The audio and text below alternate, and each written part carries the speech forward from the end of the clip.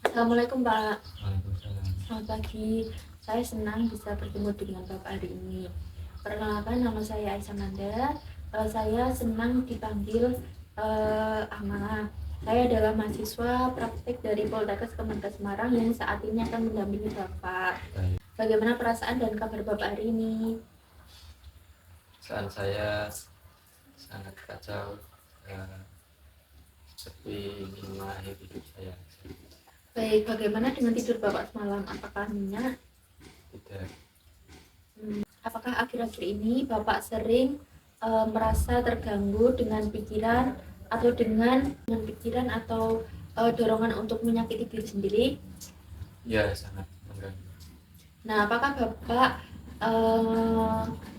apakah yang Bapak lakukan saat pikiran atau dorongan untuk menyakiti diri sendiri itu muncul? Gak tahu, gak tahu pengen bunuh diri aja. Baik, nah pada pertemuan kali ini kita akan berbincang-bincang tentang cara mengendalikan dorongan bunuh diri ini ya Bapak. Nah tujuannya adalah agar Bapak itu tuh dapat mengenali tanda berbahaya dan mengetahui cara mengendalikan dorongan tersebut. Baik, untuk waktunya Bapak mau berapa menit? 15 menit aja. Baik, 15 menit waktunya di sini saja ya Bapak. Baik. Baik Bapak. Hari ini kita akan membahas cara membantu Bapak mengenali dan mengendalikan pikiran negatif yang dapat membahayakan diri Bapak. Nah, resiko bunuh diri ini merupakan kondisi di mana Bapak memiliki pikiran putus asa atau dorongan untuk menyakiti diri sendiri yang dipengaruhi oleh masalah pribadi Bapak maupun masalah psikologis, emosional maupun kesehatan mental Bapak. Nah, tujuannya yaitu eh, Bapak bisa mengenali resiko bunuh diri dengan pendampingan Bapak mengenali resiko bunuh diri ini bertujuan untuk membantu memahami kondisi yang Bapak alami. Nah, mencegah terjadinya tindakan menyakiti diri sendiri dan meningkatkan kemampuan Bapak dalam menyelesaikan untuk mengendalikan kemampuan Bapak untuk mengelola stres yang Bapak alami. Nah, Pak, sebelum kita mulai, saya akan memastikan lingkungan aman dan saya akan mendampingi Bapak agar dapat bisa mengendalikan dorongan menyakiti diri itu tidak muncul. Jika ada benda-benda yang dapat membahayakan diri Bapak, sebaiknya Bapak menjauhi dan tidak memegangnya ya Pak. Bagaimana kalau saya ajarkan cara untuk mengusir suara-suara tersebut? Apakah Bapak bersedia? Bersedia.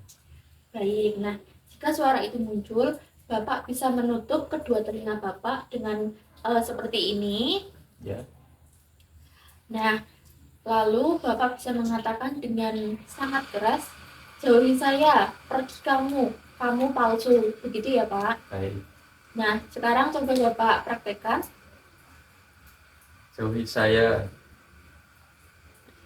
tapi kamu palsu. Nah, baik, begitu ya, Pak. Baik. Jika ada hal-hal yang sekiranya mungkin itu dapat menyakiti diri Bapak Ya. Bisa sesegera mungkin menutup telinga dan mengatakan hal tersebut. Manfaatnya dengan cara ini itu Bapak bisa lebih mampu mengendalikan suara-suara tersebut sehingga dorongan untuk menyakiti diri ini tuh bisa berkurang. Nah, bagaimana perasaan Bapak setelah mengetahui benda-benda yang dapat membahayakan diri Bapak dan mempelajari cara mengusir suara-suara tersebut? Jadi saya lebih tahu caranya dan saya bisa mempraktekannya. Baik.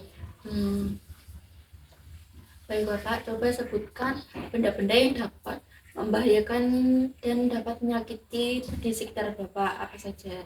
Ya, benda-benda tajam, pisau, terus garpu atau gunting.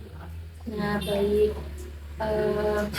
Coba Bapak praktekkan lagi teknik yang tadi. Jika ada suara yang muncul, saya langsung menutup telinga lalu mengatakan,